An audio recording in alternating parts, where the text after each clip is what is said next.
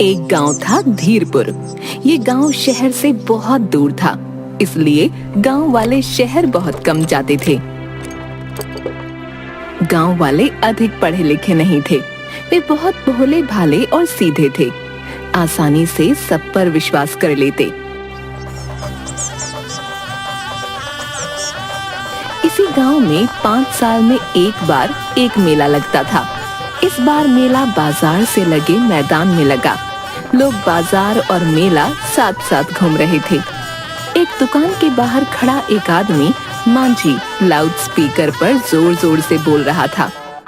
सुनो सुनो सुनो सभी लोग सुनो सुनो सुनो, शहर का महंगा माल, ब्रांडेड माल, सस्ते में सुनो सुनो सुनो सुनो सुनो या।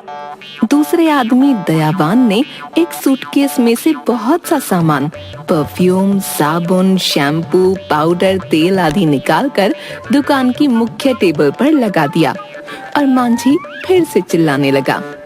सुनो सुनो सुनो, शहर का महंगा माल, ब्रांडेड माल, सस्ते में छांटो भैया रस्ते में, सस्ते में। वहाँ से आने जाने वाले लोग सामान देखने लगे। शहरों में यही सामान हजारों में बिकता है, यहाँ हम बहुत सस्ते में दे रहे हैं। बाप रे, इतनी सी शीशी हजारों में मिलती है। हाँ, और नहीं तो क्या, बड़ी कंपनी का ब्रांडेड माल है। सारे हीरो हीरोइन यही इत्र लगाते हैं। सच्ची, ये वाला इत्र लगाते हैं? हाँ, बहुत अच्छी खुशबू आती है इसमें, गुलाब के फूलों जैसी, एकदम मजा आ जाता है। सच्ची, इसमें से तो बहुत अच्छी खुशबू आ रही है, बिल्कुल हीरोइन वाली। लाओ 500 रुपए और जल्दी से इसे ले जाओ, वरना कोई और ले जाएगा। 500 रुपए? शहर में यही शीशी 5000 में बिकती है, यहाँ तो बहुत सस्ते में दे रहे हैं। औरत उसे 500 रुपए देकर खुश होते हुए वो शीशी लेकर चली गई। एक आदमी शैम्पू उठाकर देखने लगता है। अरे देखना क्या भाई, ले जाओ, 4000 का माल है, तुम्हें 500 रुपए में मिल रहा है। देखना, इसको लगाने से बाल रेशम जैसे नरम और मुलायम हो जाएंगे। आदमी उसे 500 रुपए देकर वो शैम्पू ले जाता है। इसी तरह मांझी सबको सामान देता रहता है और दयावान रुपये गिनता है। कुछ ही देर में उनका सारा सामान बिक गया और दुकान खाली हो गई। अगले दिन दुकान के बाहर खड़ा होकर मांझी लाउड स्पीकर पर जोर जोर से बोलने लगा। सुनो सुनो सुनो, हजारों का माल सस्ते में, टीवी, फ्रिज हो या वॉशिंग मशीन या कंप्यूटर ले लो, सस्ते में। वहाँ से आने जाने वाले लोगों की भीड़ लग गई। भाई कहाँ है टेलीविजन, दिखाई क्यों नहीं दे रहा? अरे वो तो गोदाम में रखा है, यहाँ कैसे दिखेगा? भाई कितने का दे रहे हो? 25,000 का टीवी बस 2000 में मिलेगा। सच में? हाँ, सच में, 2000 की सेल है, कोई भी माल ले लो, टीवी, फ्रिज, वॉशिंग मशीन, हमारे पास कंप्यूटर भी है। मैं तो कंप्यूटर लूंगा भैया, सुना है ससुरा शहर में बहुत महंगा मिलता है। हाँ भाई, ये कंप्यूटर ससुरा बहुत महंगा है, पर हम सस्ते में देंगे। भाई क्या करना होगा? कल आकर अपना ऑर्डर बुक कर देना, और हाँ, ये छूट बस 2 दिन चलेगी। अगले दिन गांव के बहुत से लोग उस दुकान पर पहुंच गए। दुकान में दयावान एक कंप्यूटर लेकर और मांझी एक रजिस्टर लेकर बैठा था।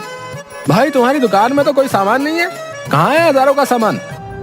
हमारा एकदम सीधा काम है, हम पहले ग्राहकों से सामान का ऑर्डर लेते हैं, फिर गोदाम से मंगवाते हैं।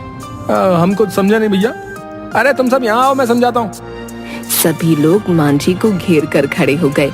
हम तुम लोगों को ये समझा रहे हैं कि इस दुकान में हम ग्राहकों से एडवांस में पैसे रुपए, जिसे पेशी कहते हैं ना, वो लेकर सामान का ऑर्डर लेते हैं, फिर उसे गोदाम से मंगवा कर दे देते हैं। बात तो सही है, ये दुकान में इतना महंगा सामान रखेंगे तो खराब हो जाएगा ना भैया।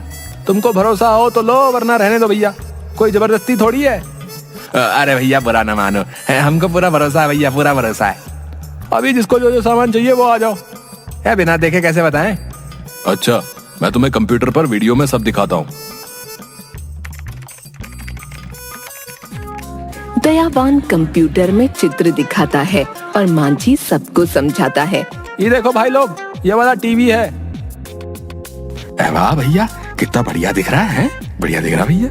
हाँ, हमारे पास सब बढ़िया है। फिर स्क्रीन पर फ्रिज के चित्र आते हैं। ये देखो फ्रिज, डबल डोर, मेरा मतलब है 2 दरवाजे वाला है। ये लाल वाला बहुत ही सुंदर है भैया, मैं ये वाला ही लूंगा। मैं तो वो नीले वाला लूंगा, उस पर तो फूल भी बने हुए भैया। फिर स्क्रीन पर वॉशिंग मशीन के चित्र आते हैं। लो भाई, ये रही वॉशिंग मशीन। सुनो भाई, इतना सस्ते में मिल रही है तो ये सब लोग ले लेना। बेचारी भाभियों के हाथ दुख जाते होंगे तुम बैल जैसे आदमियों के कपड़े धो धो कर। हाँ, तुम सही कह रहे हो। चुपचाप ले जाकर अपनी पत्नियों को उपहार में दे देना, फिर देखना पूरा महीना 56 भोग खाने को मिलेगा। हाँ। सब लोग हंसने लगते हैं। उस ससुरे कंप्यूटर नाम की बला को भी दिखा दो भैया। दयावान कंप्यूटर पर कुछ की प्रेस करता है और स्क्रीन पर कंप्यूटर के कई चित्र आ जाते हैं। लो भाई, ई ससुरा भी आ गया, बचकर कहाँ जाएगा। तुम लोगों को जो जो सामान चाहिए वो लिखवा दो, फिर हम गोदाम से मंगवा कर तुम्हें दे देंगे। चलो चलो सब लोग लाइन में आ जाओ। मांझी एक एक आदमी का ऑर्डर रजिस्टर में लिखता जाता है। हाँ भाई, तुम्हें कौन सा सामान चाहिए। फ्रिज चाहिए भैया। रंग बताओ। नीला, वो बड़ा वाला था ना, वो वाला। तुम्हारा नाम। सोना लाल। चलो अब 2000 रुपए सर के पास जमा करवा दो। इस प्रकार मांझी सभी लोगों के ऑर्डर लिखता है और दयावान सबसे रुपये लेता जाता है। तुम सब लोग 2 दिन बाद आकर अपना अपना सामान ले जाना। हाँ भाइयों, समय पर आकर सामान ले लेना, ठीक है। सब लोग खुश होकर आपस में बातचीत करते हुए वहाँ से निकल गए। ए मती, इतना महंगा महंगा सामान भैया कितने सस्ते में मिल गया है ना।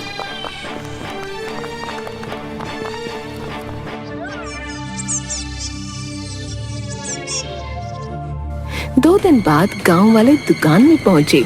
वहाँ कोई सामान नहीं था। ओ भैया, तुमने हमें आज आकर सामान ले जाने के लिए कहा था, कहाँ है भैया। यहाँ तो कुछ भी नहीं दिख रहा। कहाँ है सामान भैया। वो सामान तो अब तक नहीं आया भैया। क्या अब तक नहीं आया। मैं मालिक को बोलता हूँ, वो अभी पता करके बताएंगे। मांझी दयावान के पास जाकर कुछ कहता है और वो हाँ में सिर हिलाकर फोन पर किसी से बात करते हुए कहता है। क्या ये कब हुआ। अब बताओ क्या करना है, ग्राहक दुकान पर खड़े हैं। ओके, अब तुम लोगों का सामान रास्ते में रुका हुआ है। पर क्यों, आपने कहा था आज तक आ जाएगा। बात यह है कि कल सरकार ने पेट्रोल के दाम बढ़ा दिए हैं। गोदाम शहर में है, वहाँ से ट्रक में माल आता है। अब तुम लोगों को 200 रुपए और देने होंगे। पेट्रोल महंगा हो गया है, इसलिए ट्रक की आवाजाही महंगी हो गई है। हाँ, बात तो सही है, आए दिन पेट्रोल महंगा हो जाता है। उसके बाद कल शाम तक सबका सामान आ जाएगा। ठीक है भैया। सब लोग फिर से दयावान को 200 रुपये देकर चले गए। उनके जाने के बाद मांझी और दयावान खूब हंसते हैं। अगले दिन शाम को लोग दुकान पर आए तो वहाँ ताला लगा हुआ देखकर वो हैरान हो गए। उनमें से एक आदमी ने पास ही एक छोटे दुकानदार से पूछा। अरे भैया, ये मांझी और ये दयावान ऐसे ताला लगाकर कहाँ चले गए भैया। कहाँ चले गए ये नहीं पता। मांझी कह रहा था कि बहुत जरूरी काम है, 2 दिन बाद आएगा। शुक्र है 2 दिन में आ जाएंगे। मुझे तो लगा कहीं पैसा लेकर भाग तो नहीं गए।